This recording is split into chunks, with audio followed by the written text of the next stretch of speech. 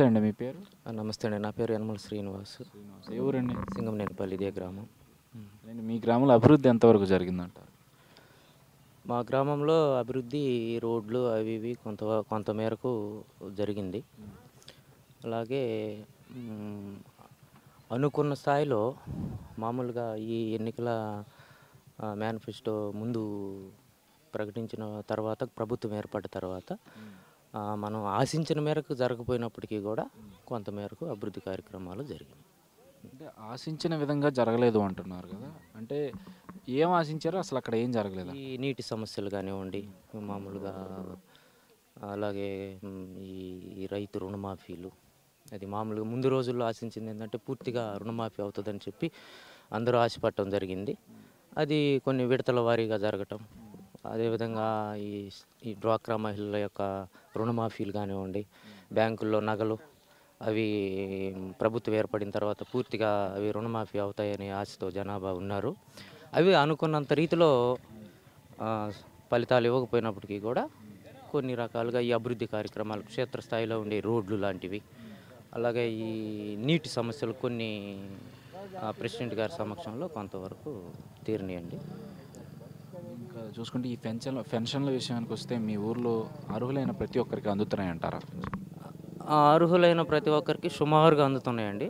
ఇంక ఏదో ఒక 10% అంటే అది ఇక కొన్ని లోపాల వల్ల అందకపోవచ్చు. అది అంటే ఇప్పుడు కొంతమంది చెప్తూ వస్తున్నారు ఏంటంటే ఈ తెలుగుదేశంలో అంటే పార్టీకి సంబంధించి పార్టీ పరంగా చూసుకుంటే ఈ పెన్షన్ల విషయంలో 60 లోపు అంటే మామూలుగా అయితే 65 ఏళ్ళు వచ్చిన వారికి 65 దాటిన వాళ్ళకి పెన్షన్లు ఇవ్వాలి. కానీ అది తెలుగుదేశంలో మాత్రం 50, 45 ఏళ్ళు ఉన్న వాళ్ళకి కూడా ఇస్తున్నారు.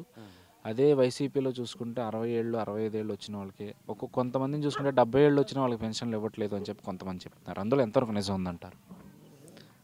అది నేను అనుభవపూర్వకంగా అయితే నేను చూడలేదండి. నా వరకు నేను వ్యక్తిగతంగా. ఇంకా అటువంటి సమస్యలు ఉన్నవాళ్ళు ఆ విధమైన అభిప్రాయాలు వెలిబుచ్చుండొచ్చు. అంటే ఇప్పుడు మీ గ్రామంలో చూసుకుంటే అంటే కులాల ప్రాతిపదికన వచ్చే బీసీ కార్పొరేషన్ కానీ, ఎస్సీ కార్పొరేషన్ కానీ, లేదా కాపు కార్పొరేషన్ లోన్లు కానీ ఇవన్నీ ఎంతవరకు అంటే అర్హులైన ఎంతమందికి వచ్చాయంటారు మీ గ్రామంలో? అంటేనండి ఈ కార్పొరేషన్ లోన్స్ ఇటువంటి విషయాలు ఏంటంటేనండి క్షేత్రస్థాయిలో అసలు ఆ కార్పొరేషన్ లోన్స్ ఎలా వస్తున్నాయి, ఆ నిధులు ఎలా ఉన్నాయి, ఎవరు అర్హులు, ఎవరు మెయిన్గా దానికి అర్హత ఉన్నారు, ప్రస్తుతం ముందు కేటగిరీ ఎవరికి ఇద్దాము అనే విషయాల్లో కొంతవరకు సరైన నిర్ణయాలు తీసుకోలేకపోవచ్చును. కానీ మొత్తం మీద అది ఏదో ఒక రకంగా ఎవరికి వాళ్ళకి అందజేయటం మాత్రం జరిగిపోతుంది. మీ గ్రామం విషయానికి వస్తే మంచినీటి సమస్య ఉందని చెప్పి చెప్తూ వస్తున్నారు కదా! మరి ఈ సమస్య తీరాలంటే ఏం చేస్తే బాగుంటుంది అనుకో? మంచినీటి సమస్య తీరాలంటే ముఖ్యంగా ప్రభుత్వ పరంగానే ఏదో ఒక రకమైనటువంటి సహాయ సహకారాలు అందించాలండి. ఈ మామూలుగా తీరాలంటేనేమో బాగా ఎండాకాలంలో ట్యాంకులు వీటి ద్వారా వస్తున్నాయి కానివ్వండి, ఎవరన్నా దాతల ద్వారా పంచాయతీ ద్వారా అసలైన శాశ్వత పరిష్కారం అనేది నీటి సమస్యకు మాకు దొరకలేదండి. అంటే మీ గ్రామం విషయానికి వస్తే ఎమ్మెల్యే గారు అంటే మీ నీటి సమస్య ఉందని చెప్తున్నారు. ఎమ్మెల్యే గారు ఎంతవరకు మీ సమస్య మీద ఆయన సమస్యని పరిష్కరించడం కానీ, ఆ సమస్య మీద కూర్చొని మాట్లాడడం కానీ ఎంతవరకు జరిగిందంటారు? మా సమస్య మీద మా సమక్షంలో మాట్లాడటం అంటూ ఎప్పుడు జరిగినట్టు మేము చూడలేదు. మా గ్రామంలో వచ్చి ఆయన స్థాయిలో ఆయన ఎక్కడి నుంచి అయినా కొన్ని ప్రయత్నాలు చేసి ఉండొచ్చు. కానీ సమస్యగానే ఉందండి. పాక్షికంగా తీరినట్లు ఉన్నా కానీ సమస్య మూలాలు మాత్రం అలాగే ఉన్నాయి. శాశ్వత పరిష్కారం వాటర్ గురించి అయితే మాకు దొరకలేదండి. అంటే ఈసారి ఏమైనా గెలిచే అవకాశాలు ఉన్నాయంటారా? మళ్ళీ గెలిచే అవకాశాలు అంటేనండి ఇక్కడ ఈ వైసీపీ పార్టీ తరఫు నుంచి గతంలో ఇదే ప్రాంతానికి శాసనసభకి ప్రాతినిధ్యం వహించినటువంటి వ్యక్తి, అలాగే మంత్రిగా పనిచేసినటువంటి వ్యక్తి వైసీపీ నుంచి బరిలోకి దిగే అవకాశాలు కనిపిస్తూ ఉన్నాయి. మహేదర్ రెడ్డి గారని ఆయనకు ఈయనకి పోటీ అనేది మాత్రం చాలా హోరాహోరీగా ఉండొచ్చు. ఒక పార్టీ కార్యకర్తలుగా చెప్పాలంటేనేమో ఎవరి పార్టీ వాళ్ళు వాళ్ళ పార్టీని సమర్థించుకుంటూ మాట్లాడే అవకాశాలు ఉంటాయి కాబట్టి పోటీ మాత్రం చాలా తీవ్రతరంగా ఉంటుందండి. అది విషయం. నా పేరు సోమినేని శ్రీనివాసులు గారు. ఏం చేస్తుంటారు? నేను వ్యవసాయం. మీ ఊరు పేరండి? జడ్డొప్పలపాడు. ఏంటి మీ గ్రామంలో అభివృద్ధి అనేది ఎంతవరకు జరిగిందంటారు? అభివృద్ధి అనుకున్న కాడికి బాగానే జరిగింది. అంటే ప్రతి వీధికి రోడ్లు కానీ వీధి లైట్లు కానీ అన్నీ బాగానే ఉన్నాయి. మొత్తం ఇప్పుడు వరకు బాగానే ఉంది. మంచినీటి సదుపాయం అది ఎలా ఉంది మీకు? మంచినీటి సదుపాయం కూడా బాగానే ఉంది. అంటే ఎలా వస్తే బోర్ వాటర్ లేదా ట్యాంకర్ల ద్వారా వస్తుంటాయి? బోరు వాటర్లే. ఇప్పుడు చూసుకుంటే ఈ పింఛన్ల విషయానికి వస్తే సంక్షేమ పథకాలు ఇవన్నీ అర్హులైన వారందరికీ ఇస్తున్నారండి. మొత్తం అన్ని అర్హులైన మొత్తానికి ఇస్తున్నారు ప్రతి ఒక్కరికి. మా అభిప్రాయం అంటే 2000 పింఛను మొన్న పోయిన నెల నుంచి బాగానే ఇస్తున్నారు. అది అంటే మీ ఇంట్లో ఎవరైనా ఈ డోక్రా గ్రూప్ సంబంధించిన వాళ్ళు ఎవరైనా ఉన్నారండి? డ్వాక్రా గ్రూపు ఉంది. మరి వచ్చే వారికి పసుపు కుంకుమ కింద 10,000 రూపాయలు వచ్చి డబ్బులు ఏమైనా వచ్చాయి? డబ్బులంటే మొన్న చెక్కులు ఇచ్చారు. డ్రా చేసుకున్నారు. అసలు చూసుకుంటే మీ గ్రామంలో ఏదైనా సమస్య వస్తే మీ నాయకులు అంటే మీ ఎమ్మెల్యే గారు కానీ లేదంటే లోకల్ నాయకులు కానీ ఎంతవరకు వాటి మీద స్పందిస్తూ ఉంటారు? బాగానే పరిష్కరించి సమస్య చేస్తారు.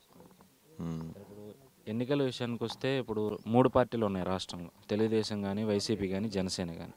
మరి ఈ 3 పార్టీల ప్రభావం మీ నియోజకవర్గంలో ఎంతవరకు ఉంటుందంట? మా నియోజకవర్గంలో బీజేపీ లేదు.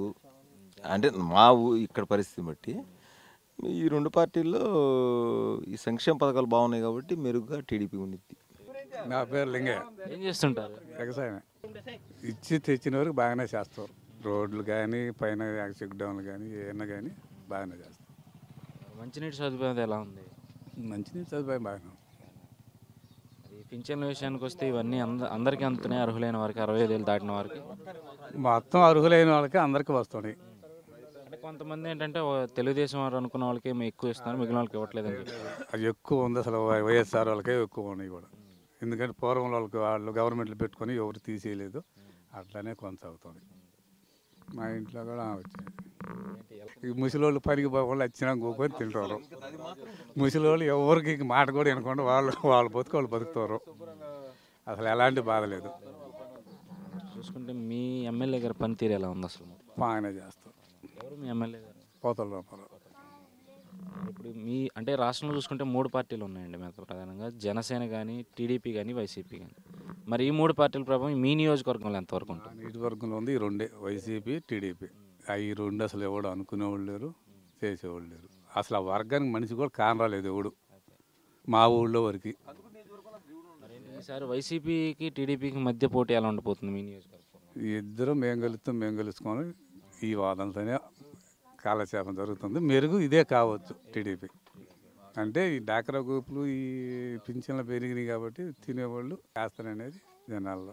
మీ పేరు? మాధవరావు, సోమినేని. చేయాల్సిన పనులని బాగానే చేస్తాను. ఏదైనా అనుకుని నేను బాగానే చేస్తుండే, ఇబ్బంది ఏం లేదు. అంటే ఇప్పుడు రోడ్లు అన్నీ బాగానే వేస్తారు? రోడ్లు అన్నీ వేస్తుండే, బాగానే వేస్తుండే. అన్నీ గదికి వేసుకోవాలి. మరి ఈ సంక్షేమ పథకాల విషయానికి వస్తే ఇవి ఎంతవరకు వస్తున్నాయి అర్హులైన వారికి మీ ఊర్లో? ఇవి కూడా బాగానే చేస్తుండ్రు. పింఛన్లు అందరికి వస్తూనే ఉన్నాయి. అన్నీ 2000 కడికి ఇస్తూనే ఉన్నారు. ఇబ్బంది ఏం లేదు. అంటే ఇప్పుడు రాష్ట్రంలో ఎన్టీఆర్ గృహ పథకం కింద ఇళ్ళు ఇస్తున్నారు. దాదాపు 4 లక్షల ఇళ్లను ఒకేసారి ప్రారంభం చేశారు చంద్రబాబు గారు. మరి అలాంటి ఇళ్ళు మీకు గ్రామంలో ఎన్ని వచ్చాయంటారు? మా గ్రామంలో కూడా ఒక 2 వచ్చాను, 2, 3 పెట్టుకున్న వారికి ఇచ్చారు. పెట్టుకున్న కాడికి ఇచ్చాను. అందరు ఇల్లు అయిపోయినాయి. అప్పుడు ఎవరైనా ఉన్నా ఇచ్చాను, కొరవలు ఇచ్చాను. ఉంది ముసలి శుభ్రంగా ఏ రోజుకి ఆ రోజు 70 రూపాయలు కూలి పడుతుంది వాళ్ళకి. పొద్దుటి టిఫిన్ చేస్తారు, వాళ్ళ కూరగాయ ఇబ్బంది లేకుండా పోతుంది. లేవు ఇంట్లో అడగకుండా సరిపోతుంది ముసలి వాళ్ళకి. ఈ ఆడవాళ్ళకేమో ₹1,00,000 పింఛను, ₹25,000 చెక్కులు మార్చుకున్నారు. వాళ్ళకేమో బాగా సంతోషంగా ఉంటుంది ఇప్పుడు. ఇంకా మరి మీ ఎమ్మెల్యే గారు, ప్రస్తుతం ఉన్న ఎమ్మెల్యే గారి పనితీరు ఎలా ఉందంటారు? ఎమ్మెల్యే గారు ఏమో బాగానే ఎన్నో అనుకోండి, ఏదైనా పోయినా పనులు బాగానే చేపిస్తుండ్రు. మరి మళ్ళీ ఆయన గెలుస్తారంటారా? గెలుస్తూనే ఉంది మాకైతే. ఎందుకని? చేసిన పనులు బాగానే చేస్తుండే కాబట్టి 190% గెలుస్తూనే ఉంది. అంటే మీ గ్రామంలో చూసుకుంటే ప్రధానంగా ఎక్కువగా ఏ పార్టీకి ఎక్కువ ఓటింగ్ ఉంటుంది? మాకు ఎక్కువ టీడీపీకే ఉంటుంది. పమిడి కేశవులు. కేశవులు గారు ఏం చేస్తుంటారు? వ్యవసాయం. ఎంత మీ వయసు ఎంత ఉంటుంది? 65. పూర్తయింది 65? 65కి ఇంకా 2-3 నెలలు తేడా ఉంది. ఏంటి పింఛన్ ఇస్తున్నారా? లేదు సార్. ఏమంటున్నారు మరి? పెట్టారు అసలు? పెట్టాం సార్, పెట్టినా కానీ రాదు ఇప్పుడు. ఇంకా 4-5 నెలలు ఉంది కదా, అప్పుడు దాకా ఆగండి అన్న. 2000 ముసలి వాళ్ళకి బాగా సేఫ్టీగా ఉంది సార్.